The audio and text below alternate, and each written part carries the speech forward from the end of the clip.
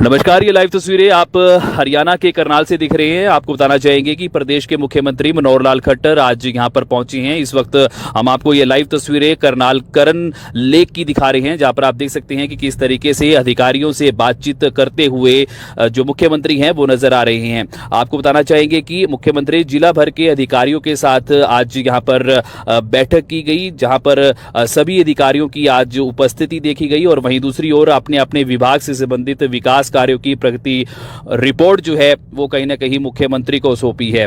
आप ये देख सकते हैं कि किस तरीके से जो मुख्यमंत्री हैं वो अधिकारियों से बातचीत करते हुए नजर आ रहे हैं। और वहीं दूसरी ओर आपको ये बताना चाहेंगे कि पेट्रोल और डीजल के बढ़ते दामों को लेकर हम प्रश्न अवश्य पूछेंगे, मुख्यमंत्री इस विषय में क्या कहते हैं। वहीं दूसरी ओर किसान आंदोलन के चलते जो है ये भी हम प्रश्न अवश्य पूछेंगे। थोड़ी देर बाद मुख्यमंत्री प्रेस से रूबरू भी होंगे। आप इस वीडियो को अंत तक देखिएगा।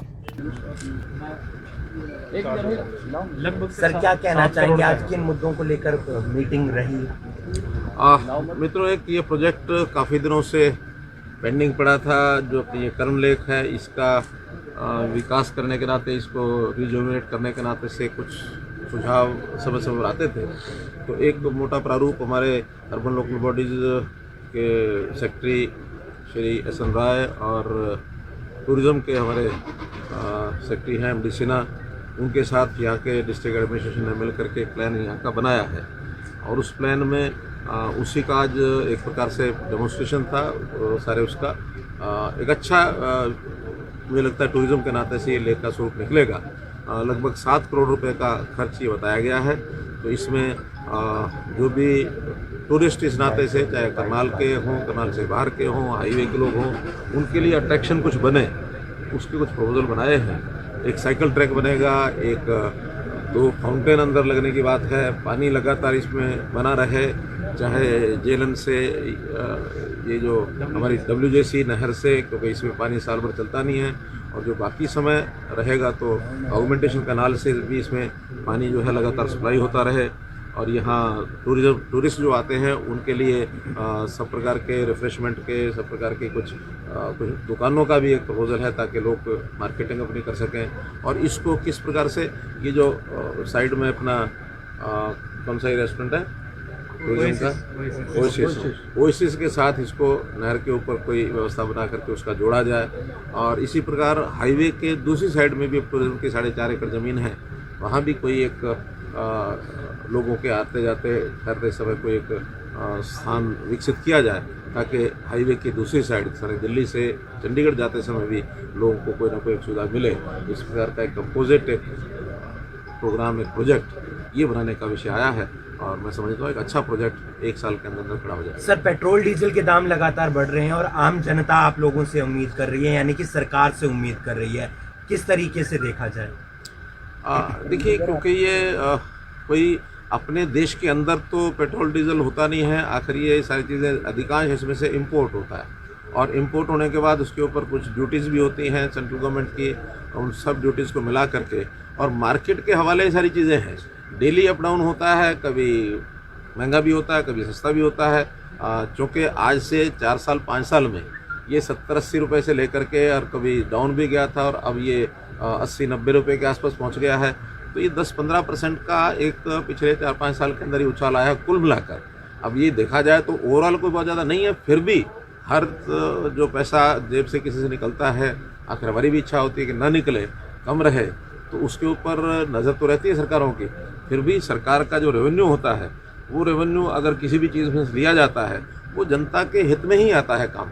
अगर इसमें से मानो रेवेन्यू कल को वैट अथवा एक्साइज ड्यूटी कम की जाती है, थोड़ा सस्ता होता है, तो वो पैसा जनता के जो काम आने वाला है वो काम नहीं आएगा। तो ये सारी चीज़ें संतुलन बैठाने के लिए केंद्र सरकार हमेशा इसके ऊपर नज़र रखती है। और ये जो कि केंद्रीय नीति से ही सारा चलता है।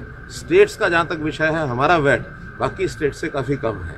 हमारा वैट इतना ज़्यादा नहीं है कि हम इसको और कम करेंगे, तो बाकी जगह पर जैसे रेट होता है संतुलन बैठा करके उनके कंपटीशन में ही रखना पड़ता है। उसमें से स्टेट को भी एक जो रेवेन्यू आता है, उस रेवेन्यू से जनता का ही काम। एसडीओ भर्ती जो हुई है उसके कारण काफी विवाद चल रहा है, लगातार बयानबाजी हो रही है।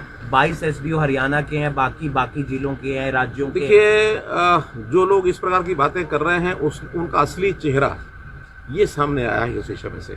मैं क्यों कह रहा हूँ असली चेहरा सामने आया है कि ये जो कहते हैं कि हाँ इतने कम लोग आए, इन्होंने हिसाब ही नहीं लगाया है, कुल मिला करके 200 लोगों में से और 128-30 लोग वो हरियाणा के हैं।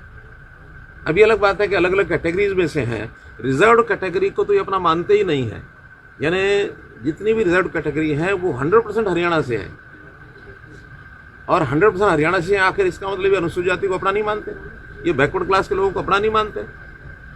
इनकी असली चेहरा ये सामने आ गया है, जो केवल एक बात को लेकर के उसको बार बार उछालते हैं। एक बात, दूसरा ये ऑल इंडिया टेस्ट में से लोग लिए जाते हैं। ये ऑल इंडिया टेस्ट में से लिए जाते हैं तो ऑल इंडिया टेस्ट की एक मेरिट लिस्ट बनती है, उसमें एक योग्य व्यक्तियों को हम आगे लाएं। उसमें हमने कहीं नहीं कहा कि हरियाणा के लोग कम आने चाहिए, बाकी ज़्यादा नहीं चाहिए।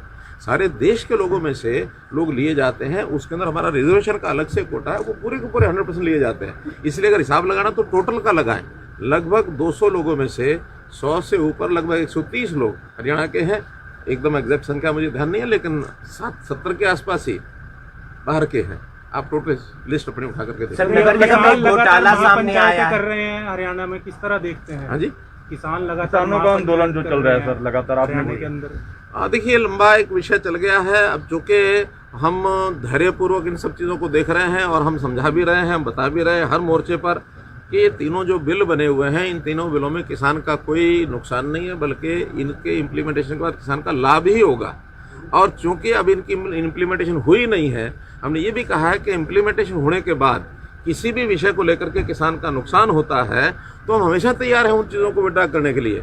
हमारे कहने से भी पहले केंद्र सरकार ने कह दिया कि आप इसमें बताइए क्या गलत है, जो आप बताएंगे गलत है उसको ठीक करने के लिए 24 घंटे हमेशा हम तैयार हैं। लेकिन एक पॉलिटिकल एंगल को लेकर के, एक पॉलिटिकल सपोर्ट को लेकर के, जिस प्रकार से एक यानी भारतीय जनता पार्टी और इसके साथ जुड़े सब लोग एक तरफ और बाकी सब लोग एक तरफ, ऐसे लोग जिनको तीनों कानूनों को पढ़ा नहीं है, जिनको पता नहीं क्या लिखा हुआ है, वो भी विरोध के अंदर शामिल होते हैं। तो इसका मतलब ये कि किसान का विषय नहीं है ये विषय। किसान नेता भी जो पॉलिटिकल एंगल से जुड़े हुए हैं वो इसको देखते इस प्रकार से देखते हैं। आखिर नहीं तो अन्यथा क्या कारण है? लोकतंत्र है, लोकतंत्र में हर किसी को अपनी बात कहने का अधिकार होता है।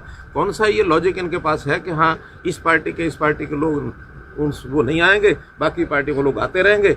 इसका मतलब है कि लोकतंत्र पर भी एक बड़ा प्रश्न चिन्ह इन लोगों ने खड़ा किया है। लोकतंत्र को चैलेंज दिया है। ये किसी भी कारण से न तो किसान हित में है, न जनता के हित में है, न किसी पार्टी के हित में है। कुल मिलाकर के मर्यादाओं को ध्यान रखना चाहिए। लोकतंत्र के ऊपर हमारा देश, हमारी लोकतांत्रिक व्यवस्थाएं, इनको मजबूत करना ये हर किसी का काम है, चाहे वो सरकार हो, चाहे विपक्ष हो, चाहे जनता का कोई वर्ग हो।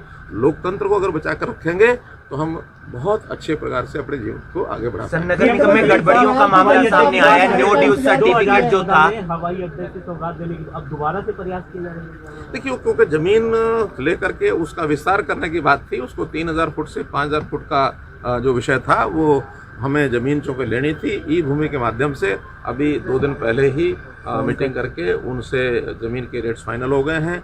15 दिन के अंदर उनके ज़मीन के पैसे उनको मिल जाएंगे, ज़मीन क्लियर मिल जाएगी और उसके बाद एयरपोर्ट का जो काम है। सर नगर निगम वाले मामले पर क्या कहना चाहेंगे? जो नो ड्यूज सर्टिफिकेट का मामला सामने आया जिसमें रजिस्ट्रियां हो गई हैं और मामला भी दर्ज हो गया है। मामला दर्ज हुआ है, मुझे ध्यान में है, मामला दर्ज हुआ है। जब दर्ज हुआ तो उसके ऊपर पूरे जांच होगी और जांच में दोषी पाए जाएंगे, उनको किसी को बख्शा नहीं जाएगा। करनाल की जनता अपने विधायक का इंतजार करती है। मुख्यमंत्री मैं हमेशा क्या कहना चाहेंगे?